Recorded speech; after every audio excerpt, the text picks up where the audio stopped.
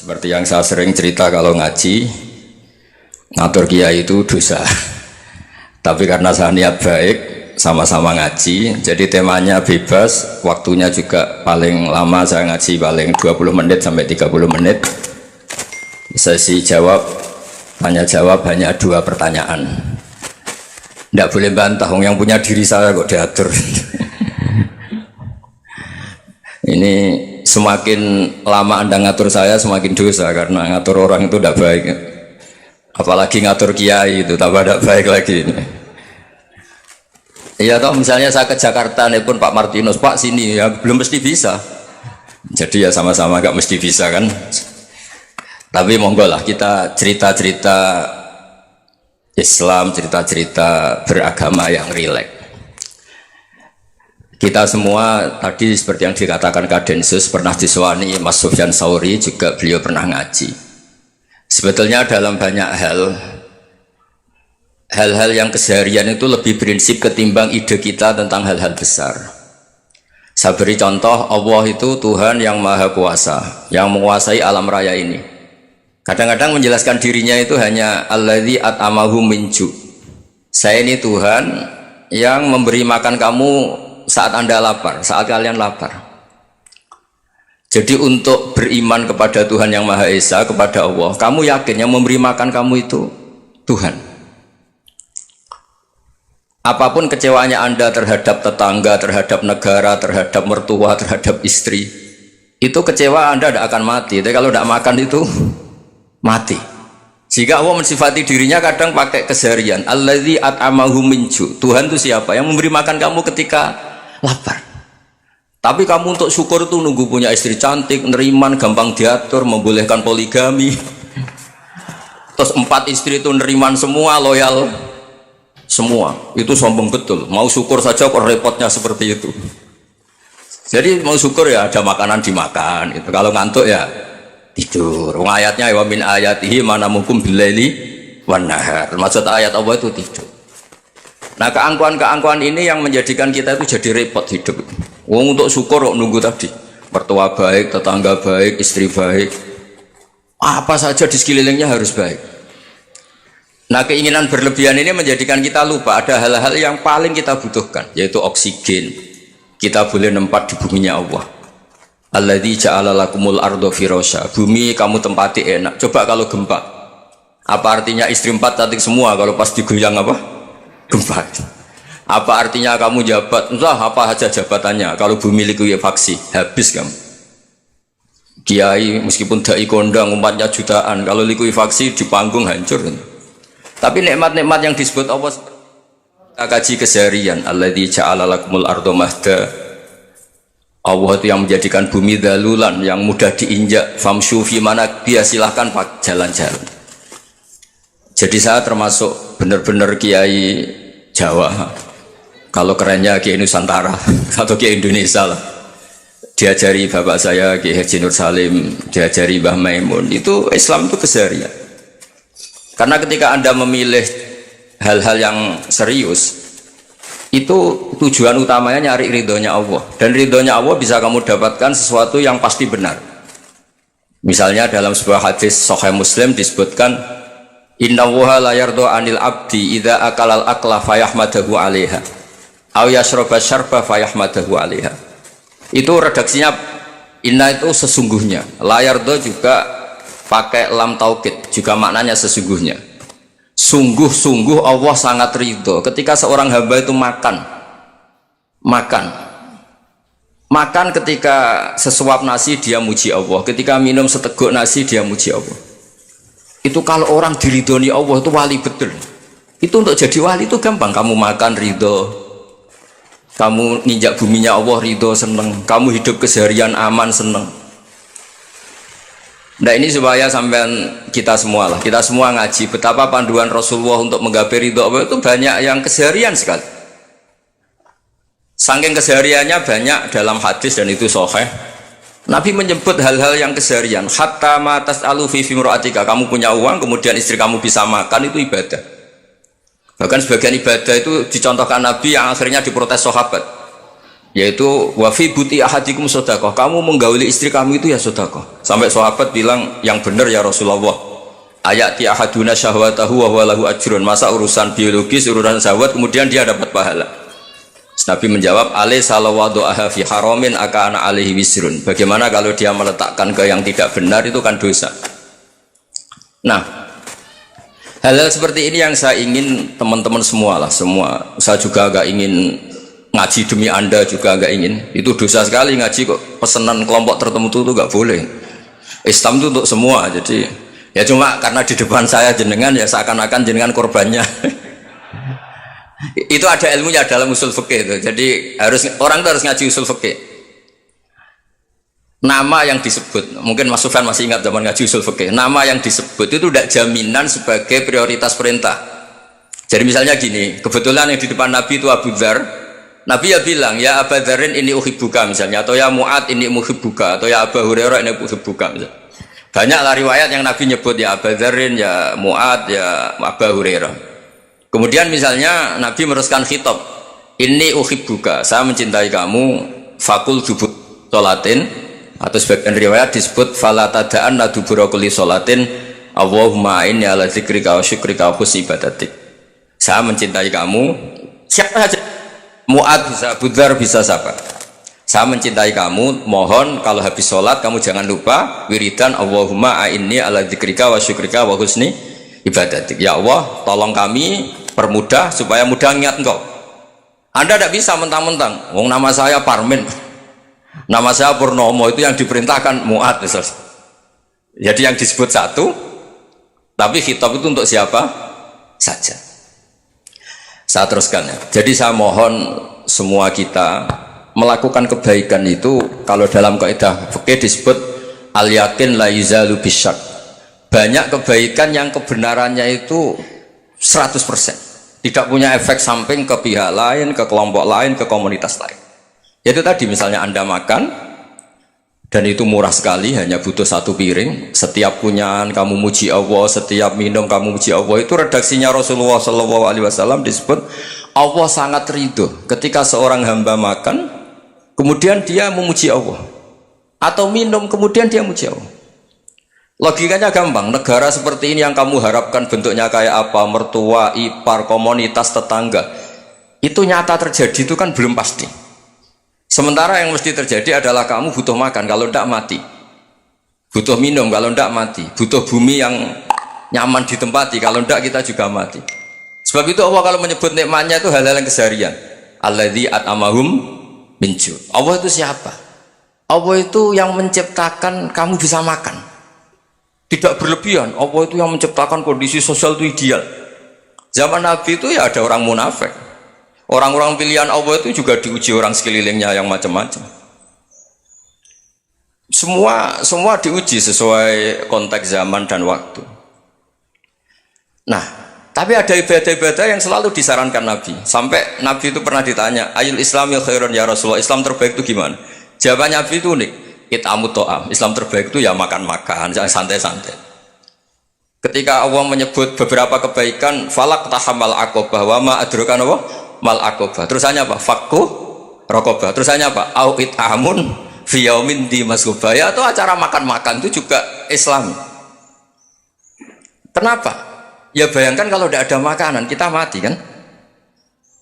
Kondisi sosial tidak ideal tuh Anda masih gak apa-apa, tapi kalau Anda tidak makan, Anda tidak minum, kamu punya istri cerewet masih bisa hidup, punya mertua cerewet masih bisa hidup, tapi kalau tidak makan bisa mati.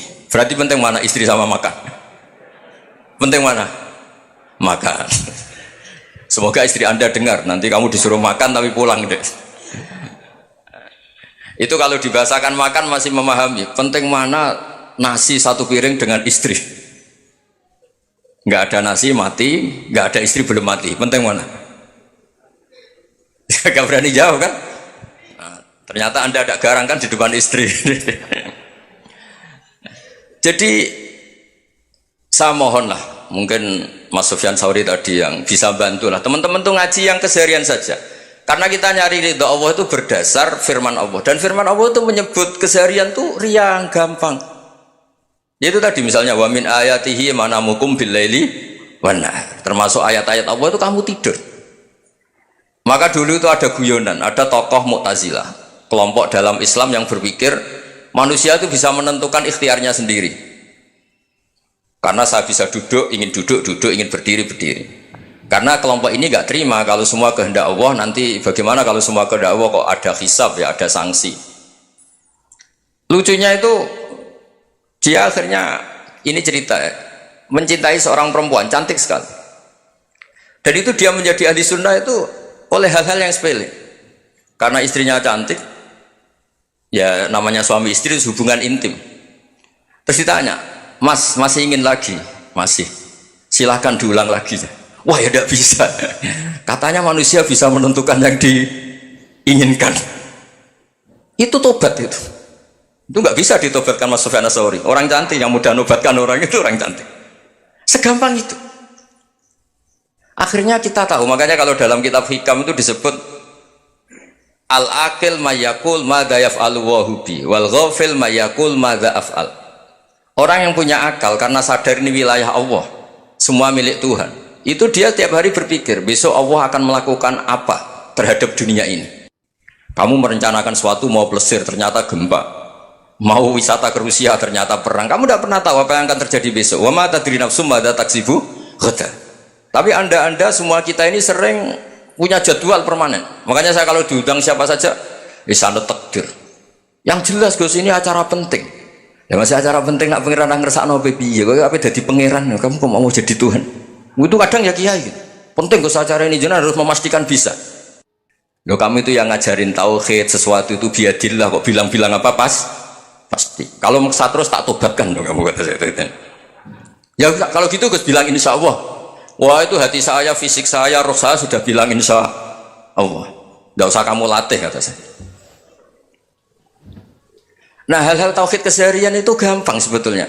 Wal ghafil yaqulu madza af'al. Tapi orang yang lupa Allah dia setiap hari bilang besok apa? Kita bisa melakukan apa? Seakan-akan dia itu aktor, dia penting, dia subjek permanen, dia. Padahal kita ini hanya objek kehendak Allah Subhanahu wa taala. Karena kita yakin sesuatu yang terjadi di alam raya ini kita tidak bisa apa-apa. Makanya saya sering ngaji, sering bilang saya, ketika anda mensifati Allah, dia yang menghidupkan, sudah itu tanamkan, sehingga ketika kita mati santai saja. Kenapa santai? Allah punya cara menghidupkan kita. Zaman kita hidup juga gak tahu caranya ngelola jantung, ngelola paru-paru. Kamu juga gak tahu ngelola oksigen yang tidak beracun, tidak mengandung polusi. Tahu-tahu hidup. Gak ingin tua ya tahu-tahu tua, gak ingin mati tahu-tahu mati. Selama ini kita hidup juga gak tahu apa sebetulnya. Hanya gaya tok, punya jadwal, punya planning. Kalau kamu bisa menentukan pilihan anda, pasti anda istrinya cantik, 4 neriman semua, kona'ah semua. Nyatanya enggak kan? Ada 1 jelek, cerewet. Oh itu kan, nyatanya enggak bisa apa-apa anda kan? Dan kamu bawa mati lagi. Itu kan. Istri anda juga gitu, punya keinginan punya suami yang ganteng, yang jabat, yang neriman, yang enggak poligami. Ya tidak kesampaian juga. Kalau kita ngitung tingkat kegagalan kita itu gagal terus. Ya kan? Nah, terus ingat Allah. Madza yaf'alu wa hubi. Orang yang punya akal selalu berpikir Allah itu menghendaki apa terhadap saya. Lalu sama-sama orang gitu. Ngelihat orang yang serius, itu kata anda itu pemikir berat, serius, seneng punya tokoh yang merengut tuh, karena kamu anggap serius.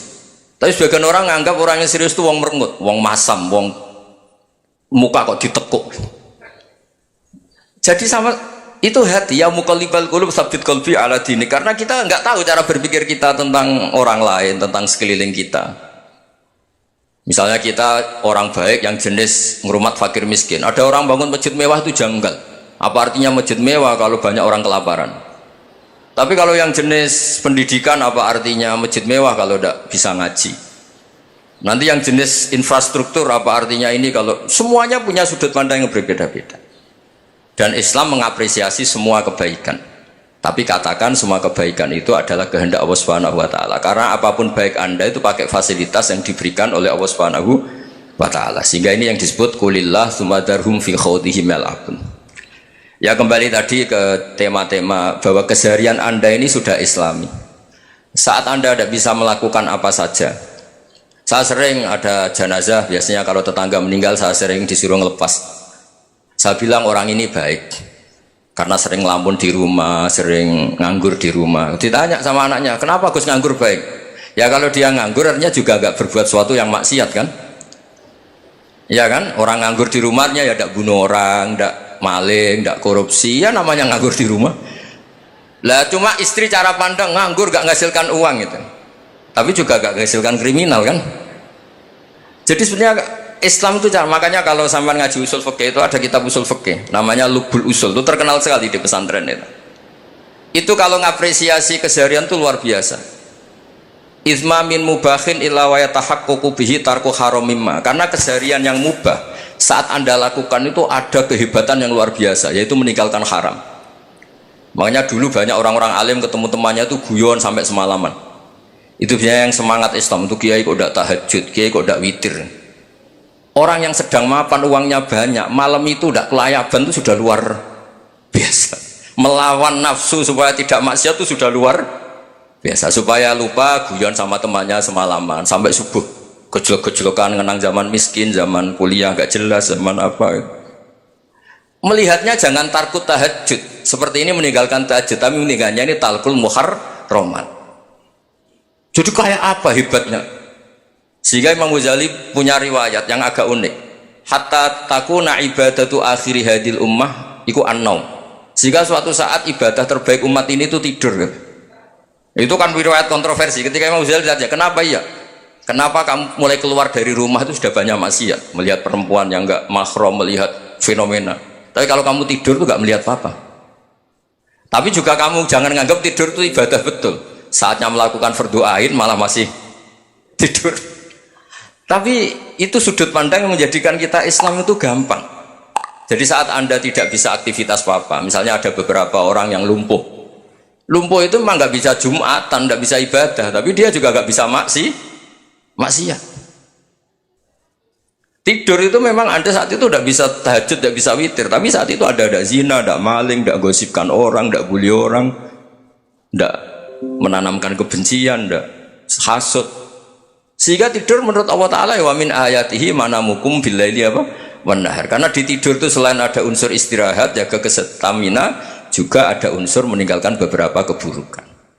Nah saya mohon ibadah yang keseharian ini kita jaga supaya kita semua baca ayat itu fase itu tertanam di hati. Allah itu siapa? Alladzi at'amahum min ju'i wa amanahum min khauf. Dan Allah kalau cerita di Quran tuh anna sababnal ma'a sabba thumma syaqqaqnal ardha wa syaqqa fa ambatna fiha habba wa inaba wa qadba wa zaituna wa nakhla wa hada'iqa hulba. Kamu tahu saya ini siapa, kata Allah? Saya ini adalah Tuhan yang menurunkan air, kemudian ada tanaman banyak, habba wa inaba wa qadba, ada zaitun, ada tin, kalau orang Jawa mungkin ada tela, ada padi, ada mangga, ada pisang. Sudah. Wa inaba wa zaituna wa nakhla wa hada'iqa hulba, ada perkebunan yang lebat. Tujuannya apa? Mata Allahkum, silahkan kamu pakai, kamu nikmati. Tapi karena kadang kita ini punya ide-ide besar, tadi untuk syukur saja nunggu punya istri riman, rumah baik, tetangga baik, komunitas baik, semuanya baik baru syukur. Lama-lama nanti ada di surga, syukurnya nunggu surga paling kelas A. Itu sudah ada yang menghuni Rasulullah, kamu nggak boleh di situ. Masa untuk syukur saja repotnya, masya Allah. Jadi mohonlah Quran yang kalau Anda hafalkan juz amma itu kan ada ayat-ayat yang kayak tadi. Ya, fal yang dzuril insanu ila ta'ami. Coba lihat apa yang kamu makan ya, dari mana? Dan untuk mempertahankan hidup kamu keseharian. Jadi jangan kira ibadah itu harus membentuk komunitas yang versi Anda.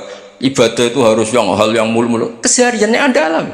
Loh, ini saya tidak bikin-bikin. Saya ngaji bukan karena berdasar pesanan. Itu ayat yang saya baca kan betul ada ayatnya kan, fal yang dzuril insanu ila ta'ami anna sababnal ma'a sabba thumma syaqqaqnal arda syaqqa fa ambasna fiha habba wa inaba wa qadba wa zaituna wa nakhla wa hada'iqa ghulba. Terusannya apa? Mata'al lakum, silakan kamu nikmati. Mata itu silakan kamu nikmati. Ya kayak sampean dikasih hidangan ya makan.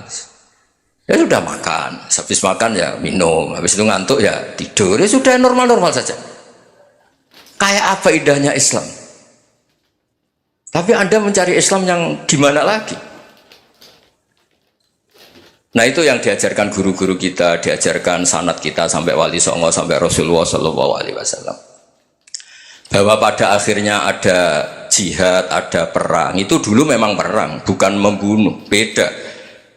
Dulu kita dijajah Belanda ya perang, dan itu normal karena kita dijajah. Jadi ketika orang lain ingin baik sama kita, wa in ahadum minal musyrikin astajaroka ya fa'ajirhu hatta yasma'a kalam Allah. Kalau mereka ingin baik ya kita baik. Makanya ada istilah mustakman, mu'ahad. Kalau mereka ingin damai, berdampingan dengan kemajmukan, ya itu yang lebih baik.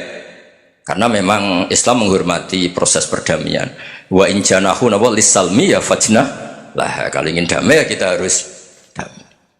Jadi adegan dulu Belanda datang ke Indonesia kok minta besanan gitu. Ya mungkin kita juga seneng karena memperbaiki hidung kan kalau minta besanan gitu. Nah tapi wong jajah dulu itu kan masalah kan? Apa? Masalah kan? Jadi saya mohon jadi apa? Makanya saya tadi minta sama Bapak Kadensus kemarin juga pernah main ke saya. Jangan sering ketemu saya ini sudah uzlah, saya ini sudah mau daftar jadi resi. Saya itu kemarin di muktamar juga agak datang, acara di Jogja juga sudah. Karena memang keluarga saya dulu itu bahasa saya, bapaknya bapak saya itu nggak keluar rumah itu puluhan tahun, memang punya adat uzlah. Ya makanya ngaji saya ngaji aja yang gampang-gampang aja, yang nggak orderan, nggak pesenan ngaji aja yang gampang. Saya ikhlas, yakin betul saya ikhlas. Ikhlas itu menurut saya itu roh. Orang nggak ikhlas menurut saya itu orang aneh. Ikhlas itu gampang, sudah saya bilang. Kalau kamu yakin ilmu itu milik Allah, ngasihkan juga ikhlas itu milik Allah.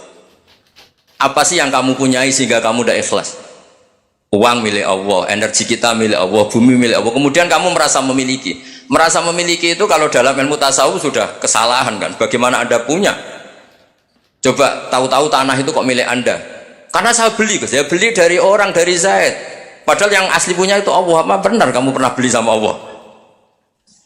Zaid ini pemilik nisbi, pemilik yang enggak sebenarnya kan? Ya enggak? Yang benar-benar pemilik itu Allah. Kok kamu ngerasa itu bumi kamu itu atas nama apa? Coba. Milik kan harus beli atau dikasih. Tidak semua kan? Nah, makanya itu famshu fi manakibiha, dan Allah menyebutnya sudah saya ini yang menciptakan bumi. Waladzi ja'ala lakumul arda dalulan. Dan Allah menyebutnya sederhana. Famshu fi manakibiha, silakan jalan-jalan. Terusannya apa? Wa kulu mirizki, silakan makan-makan. Jadi Islam itu ya makanya kiai-kiai itu ada acara makan, sampai ada guyonan fikuli makanin makan di setiap tempat ya makan. Nggih ngoten guys, pokoknya sing gampang-gampang nggih. Wis nggih Mas Sufyan nggih sing gampang-gampang mawon nggih. Assalamualaikum warahmatullahi wabarakatuh.